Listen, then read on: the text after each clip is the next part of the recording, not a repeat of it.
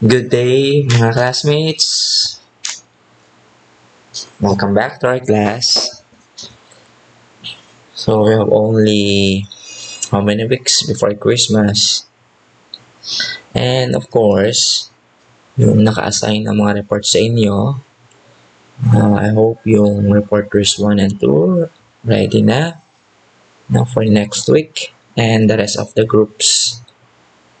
Okay, so but anyway, so this is a time for giving kasi malapit na yung Christmas. Konting tiyaga na lang, tapos next year, January, then February, then the end of semester. So, I hope na lahat makapag-report kasi I'm planning to make your report as one of your quizzes. Okay, kaya galingin niyo sa report ha. I make me proud. So, anyway, again, let's go back to our topic or subject, which is differential equations.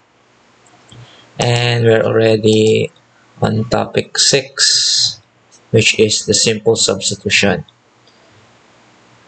So, yung topic 7 onwards, it's up to you. So, sino yung mag-report? Sabi ko nga kanina, so galingan. So, we're going to talk about simple substitution method. Ano ba meron dito? Actually, this is one of the oldest trick, kumbaga, sa any math problems. Bakit ba tayo gumagamit ng substitution? Okay, we're going to find a remedy or other method in making a complex or hard problems to become easier or pinadadali natin yung isang problem. Actually, hindi naman pinadadali. Kasi minsan parang gulpi-gulat na pag nakita natin yung problem na mahirap, parang ayaw na natin. So, hahanap tayo ng paraan. Hindi yung paraan na tumingin sa katabi, ha? Joke. So, ang paraan na sinasabi ko, if we can make the complex problem to become more simpler than the original problem itself by substituting the variables from one form to another form. So, in short, hanap tayo ng paraan na yung problem ay isa-substitute muna natin pansamantala into another problem kung saan yung problem na yon ay mas madali tingnan. At hindi lang tingnan, of course, yung solution. So, at the end, yung substitution na gagawin natin sa variable, ibabalik rin natin, of course, dapat doon sa original problem niya. So, yun lang yung pinaka-method or technique na gagawin natin dito. Again, sabi ko nga, it's an old trick or old dog trick na ginagawa na natin. Kahit naman nung time pa lang ninyo ng integral calculus, diba? May part tayo, let u is equals to. Okay, so nagsasubstitute na tayo dati pa. So, hindi na iba sa atin to. Okay, now, in simple substitution, there are steps. Pwedeng maging guide natin to sa pag-solve ng problem or, syempre, ayoko rin naman na maging kabisote kayo, Gusto ko, pagdating ng midterm exam and final exam, okay, by the way, so pinag-isipan ko yun, na if I'm going to still give you a quiz. Kasi medyo yung oras, baka ma-short tayo. Hindi biro kasi magpa-quiz pa sa inyo, sa dinami-dami ninyo, kakain niya ng hindi lang oras or araw. Kasi schedule pa natin yon, in limit pa natin yung number of students per meeting, and as for me, sa akin, sa teacher ninyo, iisip ako ng kakaibang style na sa pagbibigay ng quiz. So, hindi ganun kadali. So, what I'm planning is, okay, baka magbigay na lang ako ng midterm exam and final exam. Now, 2 major quizzes na lang tayo. Like what I said, yung mga report ninyo, baka gawin ko siyang quiz, or it can be an incentive, additional to your quiz, additional points. And your compilation of assignment can be also turned into another quiz. So, pwedeng ganun. Magkakaroon kayo ng 2 quizzes midterm exam and final exam. Okay, malapit na rin kasi yung midterm nyo. Actually, ang midterm ninyo before Christmas break. So that is, I think, December 18 or 19. Kung hindi ako nagkakamali, Friday is December 19. Dapat noon, makapagbigay na ako before December 19 ng midterm exam. So let's see kung ano yung mangyayari. And yung schedule nga, sa kakain ng oras kasi yan. Okay? So I hope lahat nakakasunod, nakakasabay. Okay, topic 6 na tayo. Kaya yung iba na hindi ko naman kasi kayo monitor, natutulog-tulog sa pansitan, please magising na ha. Nang baka bigla kayong magulat, finals na pala. Okay, so yung simple substitution steps, hindi ito sinasabi ko na maging pamantayan or sinusunod sa pagsusolve kasi ayoko ng pagiging kabisote or maging kabisote kayo. Pagdating sa exam, hindi ko kasi sabihin kung anong methods yung gagamitin ninyo. Okay, sa mga pag-aaralan natin. Kayo bahala, basta I need the differential equation answer. So, familiarization mangyayari. Na pag nakita nyo yung problem, ay pwede itong gamitin ng simple substitution, ay pwede itong separation of variables. Okay, so ganun agad yung thinking ninyo. Dapat na may alam na kayo initially kung paano nyo gagawin. Hindi kayo magta-trial and error kasi uubos ng oras. So, pamantayan or basihan lang pansamantala is itong steps. Later on, gusto ko isa puso ninyo na masagutan nyo ng mabilis yung isang problem. And, by the way, ganun din itong simple substitution is leading to the method of separation of variables. Kasi parang kung titingnan nyo rin naman, lahat ng methodology, parang ang bagsak niya ay separation din ng variables na para makuha yung differential equation. Okay, so what are the steps? Step number 1, identifying the substitution equations. Upon looking on the problem, kailangan, ano kaya yung ilalet z ko or ilalet r ko? Para ang purpose ko, ma-apply ko yung separation of variables. Mahiwalay ko si x, y, or y. Kung papalitan mo naman si x ng r, magiging r, tapos y. So, parang gano'n. Siyempre, si x dx magiging r dy or r dr. So, ganun yung mangyayari. Now, you have to identify the substitution equation. So, pag madalas kayo nagsasolve ng problem, ay, ganito yung ganito, ay, ganito yung ganito. So, mamaya, habang mag-solve tayo, obserbahan niyo yung mga problems na isa-solve natin para masabi niyo na talagang ganito pala ang gagawin pagkat yung problem. If I'm going to apply substitution, dapat ito yung inlet ko na variable para ma-separate ko yung variables. So, mamaya mas maintindihan yung sinasabi ko. Okay, second, differentiating the substitution equation. So, pag nag-let r ka, replacing x to become r, yung differentiate nyo yan para magkaroon ng dr. Yung x na may dx, kailangan mapalitan din yung dx. Okay, so that's second. Third is to eliminate all but two of the unknowns from the given differential equation and the results of step 1 and 2. Yung i-eliminate, it means kung ano yung pagsasama natin common terms, okay, or matatanggal, gagawin natin. Para papunta tayo doon sa separation of variables. Okay, number 4, solving the differential equation resulted from step number 3. So, same procedure na tayo. Ayan na yung parang na-separate na natin yung variables, tapos solution na. And of course, in the final answer, we need to restore the original variables. Kung ginamit originally ay x and y, tapos pinalitan mo si x ng r, so pagdating sa final answer, si r ibabalik mo sa pagka-x. Okay, so these are the 5 steps in using the simple substitution method. Okay, so now let's proceed sa example. Okay, in solving example number 1, find the differential equation of 2x plus y plus 6, which is the quantity dx, plus the quantity dx plus y dy is equals to 0. So let's observe the problem. So pwede ba natin gamitan agad to ng separation of variables or all other previous methods? So hindi, no? Kasi if we're going to distribute dx on the first quantity, so magiging 2x dx plus y dy. So I'm going to let's show you. Okay, so pag ito dinistribute ko, so dx, isa-isa, so magiging 2x dx plus y dx plus 6 dx. So, ganun din gagawin ko sa kabila. Distributing dy on the first term, 2x dy plus, and the second term, y dy.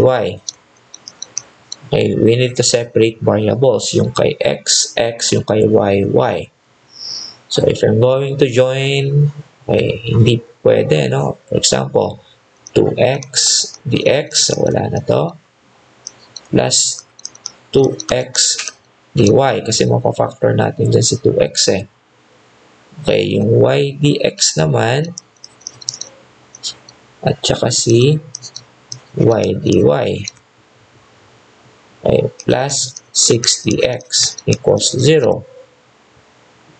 So, hindi naman natin pwedeng i-factor ng ganun yun, no? Let's say, 2x common factor dx plus dy plus common factor ni y dx plus dy. Okay, may matitira pa kasing isa. Ay mapafactor ko to, magiging 2x plus y times dx plus dy plus 6 dx. So, hindi naman natin napag-iwalay. May dx pa rito, may dx pa doon. So, we cannot separate the variables. So, gagawin ngayon natin, we're going to think of a way kung saan hahanap tayo ng paraan na ma-apply natin yung separation of variables. We're going to apply simple substitution. So, we're going to let, okay, solution.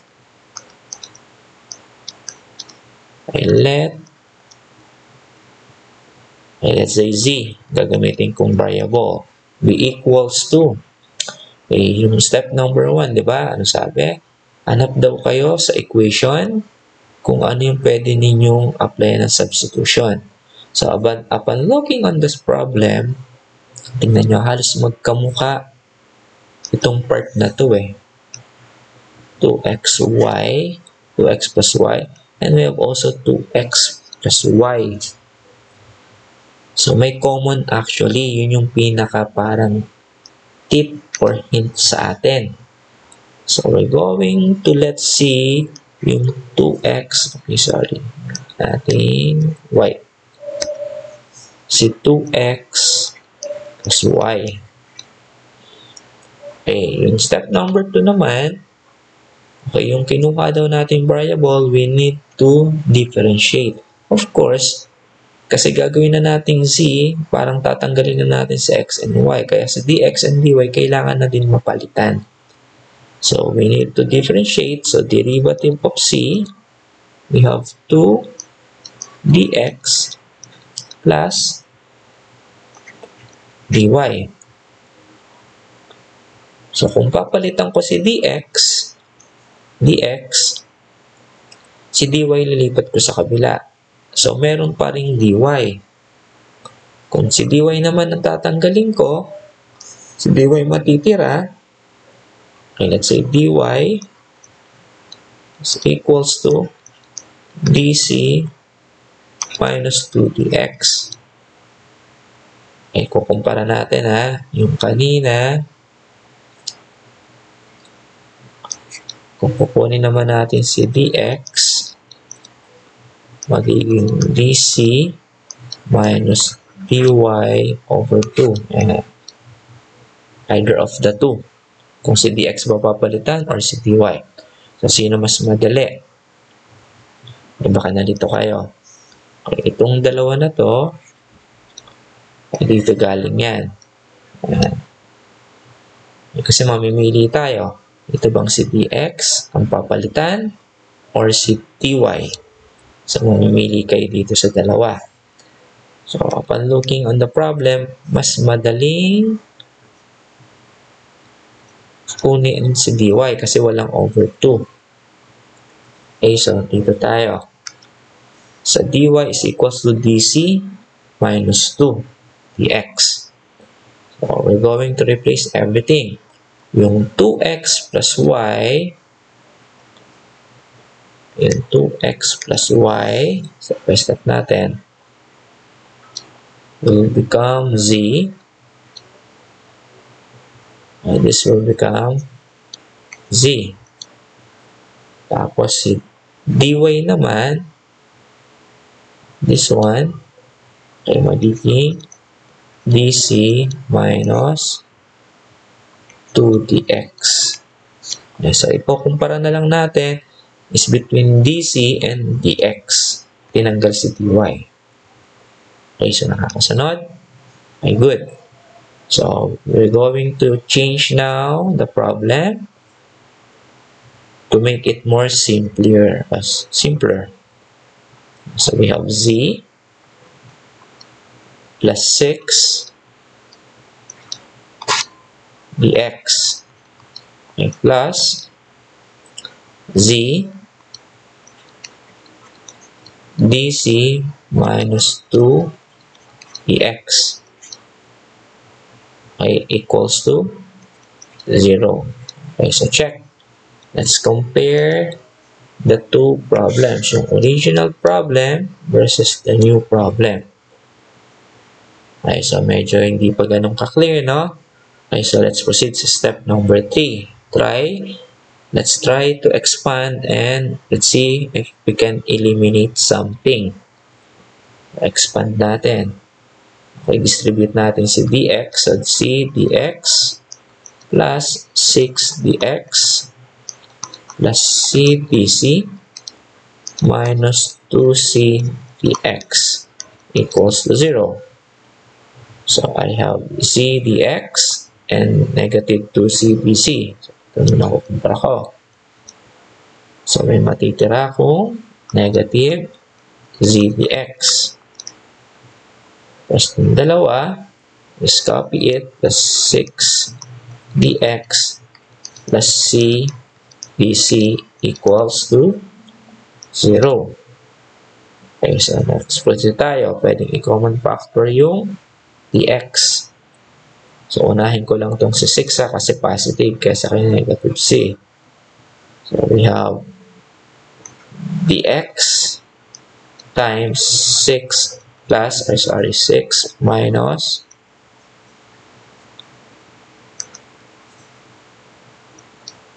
z.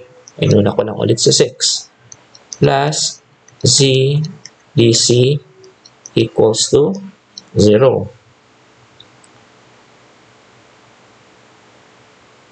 Okay, so double check. Okay, so next, since this is equated sa 0, okay, pwede na natin i-divide both sides by 6 minus z. So, dx will be left alone plus z over 6 minus z dc equals to 0. Okay? So, try na natin yung i-compare. Ito bang problem ngayon o yung original problem? O yung original problem, you cannot separate variables. Sa new equation, ma-separate na natin yung variables. Si x or dx, hiwalay na kay dc. Okay, so next step, step 4, we need to solve or find the differential equation. Ito na yung solution. So, upon looking again on the problem, dito tayo focus. Kasi ito, pag in-integrate natin si dx, alam na natin. Ito naman, Okay, ano yung nire-remind ko lagi sa inyo? Pag fraction, always check if it is proper or improper. So, ito bang equation na to are proper or improper?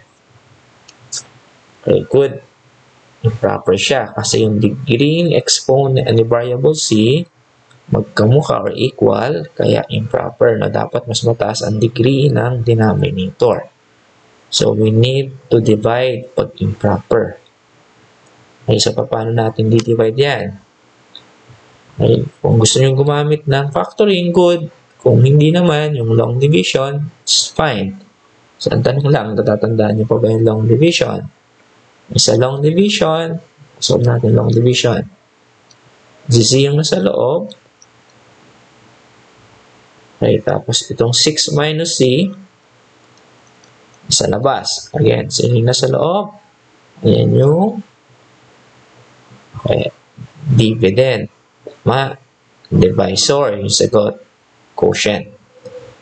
Okay, so since c yung nasa loob, yung dividend, ayusin muna natin yung 6 minus c.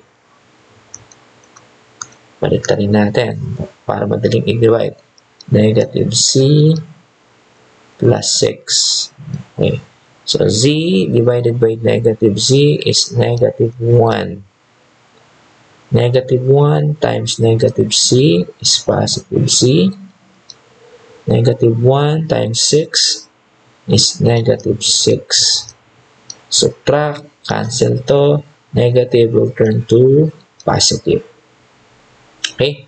So, yung remainder, ipa-plus na natin. You become the numerator divided by okay, yung 6. 9 ko na ulit, ay babalik ko na.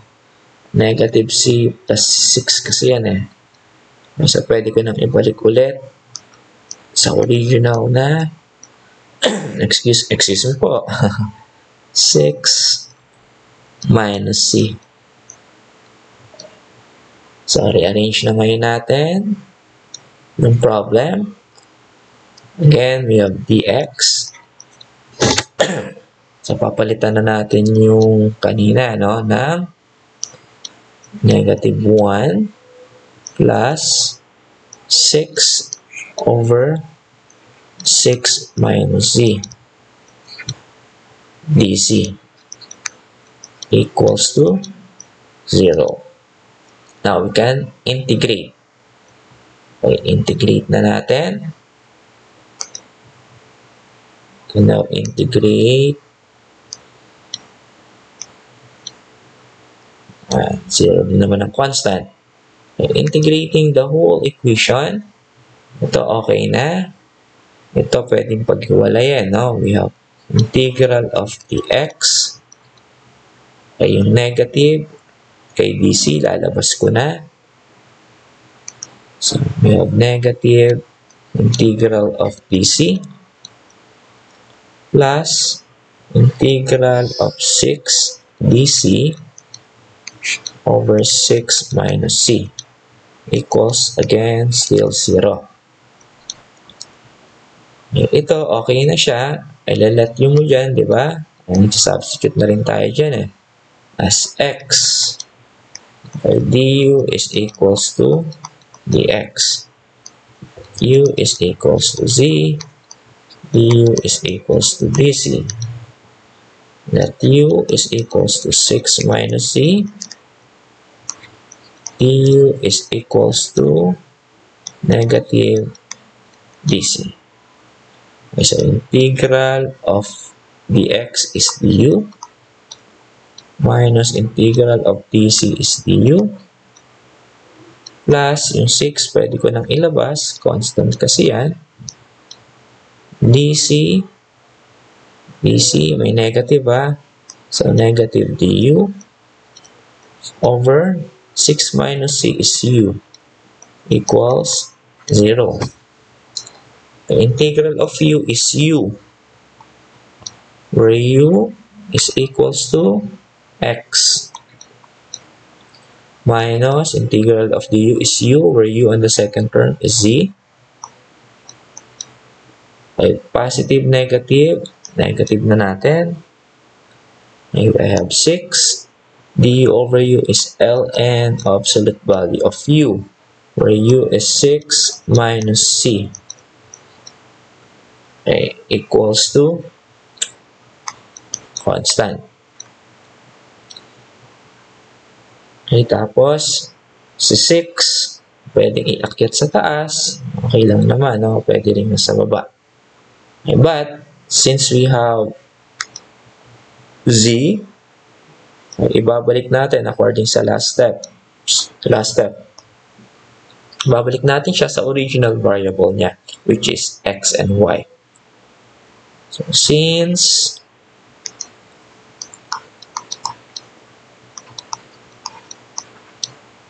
z is equals to 2x plus y, so we have x minus c,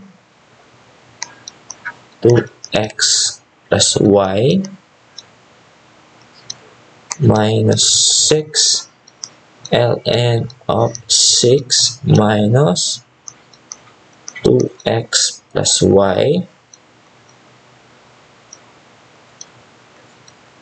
equals to c. So we have x minus 2x minus y minus, pwede na natin gawing exponent, 6 minus 2x minus y raised to 6 is equals to z. Was simplifying further.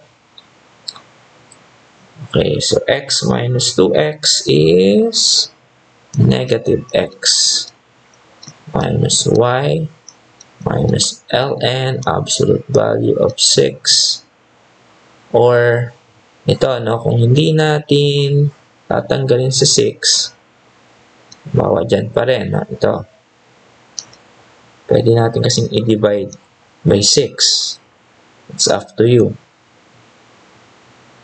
Ay, kasi minsan, kung lahat ito may 6, common factor ay 6, or may common na 6 na factor, pwedeng i-multiply. Yung i-multiply kay c, c pa rin naman siya. So, it's up to you, ha? Okay, so 6 minus 2x minus y equals to c. So, pwede na itong final answer, or gagawin kong positive to, okay lang. No? Kasi c times any number will be still c. This can be also written as x plus y plus 6 ln of 6 minus 2x minus y equals to c. So, either of the two. So, that's our final answer. Okay, so nakakasunod. We can now proceed to the second example. For our second example, find the differential equation of xy times the quantity x dy plus y dx equals to 6y cubed dy. Okay, so magmuni-muni tayo. Paano gagawin natin dyan?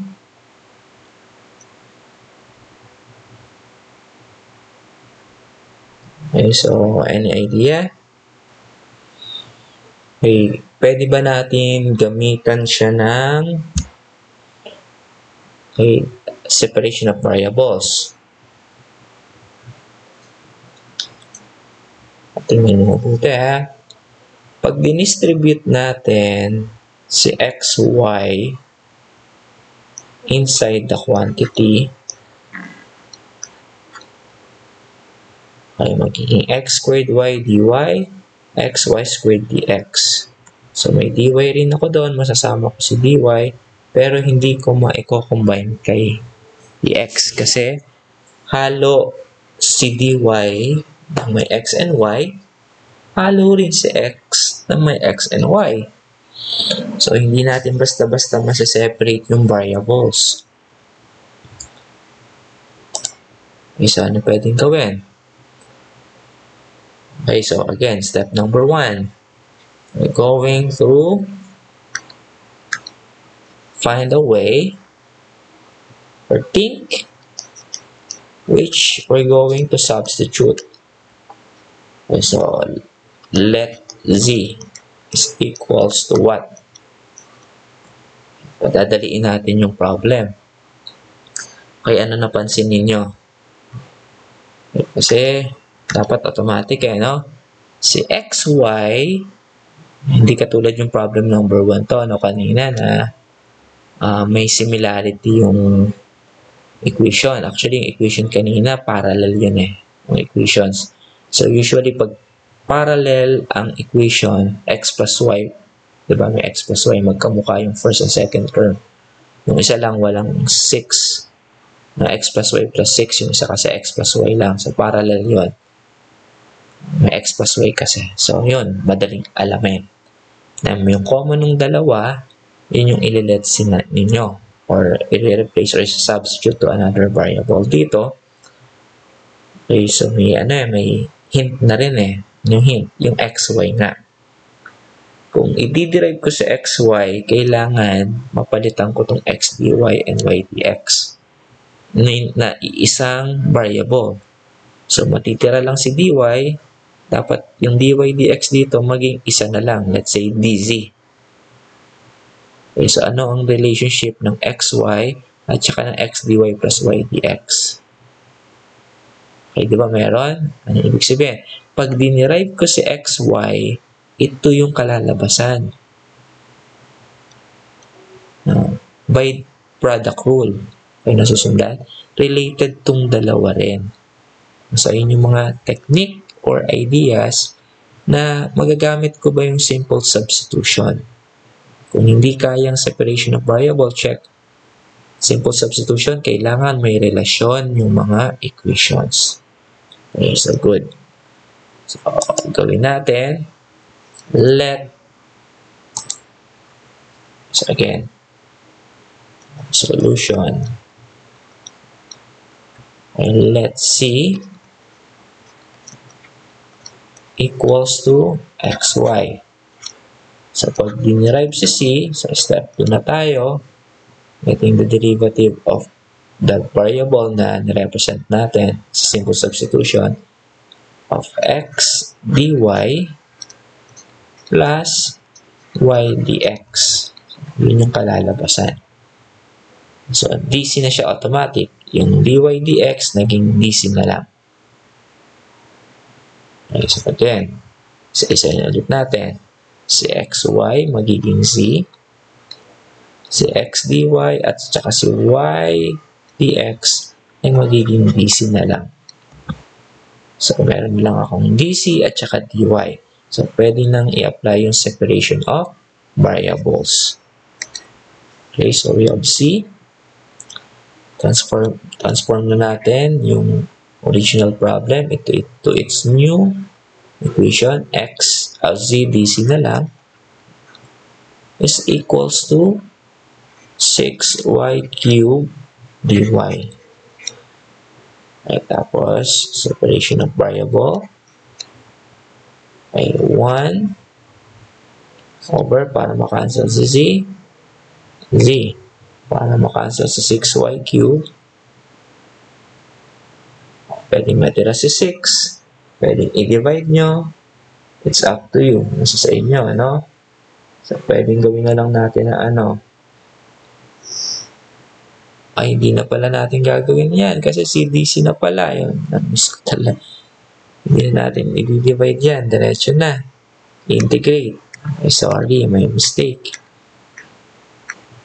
Diretso na tayo. We can now easily integrate both sides. So, pinahirapan ko pa sarili ko.